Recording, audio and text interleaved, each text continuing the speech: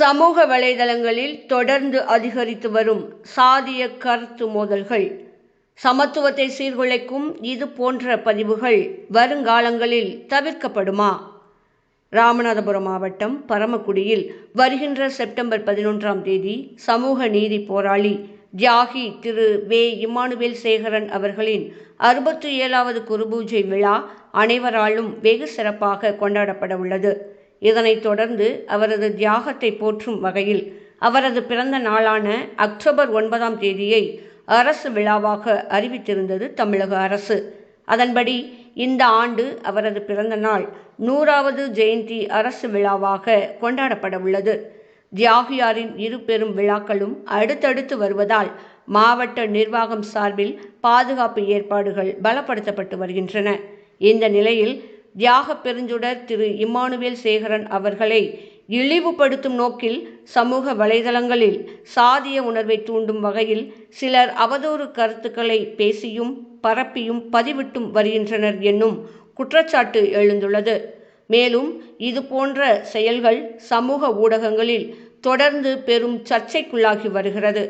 இந்த நிலையில் இது போன்ற இழிவான செயல்கள் மிகவும் கண்டனத்திற்குரியது என்றும், இது போன்ற சாதிய வன்மம் சார்ந்த பதிவுகள் சமூக ஊடகங்களில் முற்றிலும் தவிர்க்கப்படல் வேண்டும் என்றும் பல சமூக ஆர்வலர்கள் மற்றும் சமூக அமைப்புகள் தங்கள் கருத்துக்களை முன்வைத்து வருகின்றனர்.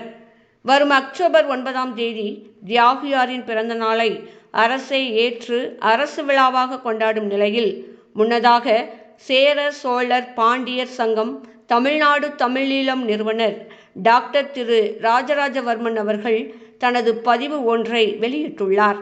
அதில் சமூக நீதி போராளி, சுதந்திர போராட்ட மாவீரர் திரு இம்மானுவேல் சேகரனின் வீர வணக்க நாளான செப்டம்பர் 11 அன்று தமிழகம் முழுக்க பொதுமக்கள் மற்றும் மாணவர்கள் அஞ்சலி செலுத்தும் வகையில் தமிழக அரசு விடுமுறை அளிக்க வேண்டும். அதுவே அவருக்கு தமிழக அரசு செய்யும் அசல் மரியாதை ஆகும் என குறிப்பிட்டுள்ளார். தியாகி இம்மானுவேல் சேகரன் அவர்களின் குருபூஜை மற்றும் முத்துராமலிங்க தேவர் அவர்களின் குருபூஜையை முன்னிட்டு ராமநாதபுரம் மாவட்டத்திற்கு ஆகஸ்ட் 31 முதல் அக்டோபர் 31 வரை ஊரடங்கு உத்தரவை பிறப்பித்துள்ளார் அம்மாவட்ட ஆட்சியர் சிம்ரன்ஜீரத் சிங்.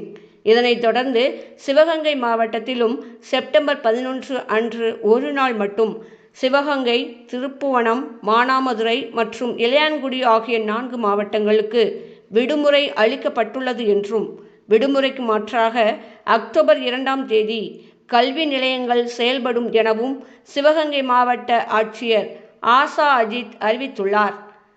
தியாகி இம்மானுவேல் சேகரன் அவர்களின் குருபூஜை மற்றும் அவரின் 100வது ஜெயந்தி அரசு விழாவை முன்னிட்டு தேவேந்திர குல வேளாளர் மக்களின் முக்கிய அம்ச கோரிக்கையான பட்டியல் வெளியேற்றத்தை இந்த ஆண்டு அரசு கண்டிப்பாக நிறைவேற்ற வேண்டும் என்பதே அனைவரின் மிகுந்த எதிர்பார்ப்பாக உள்ளது. நன்றி.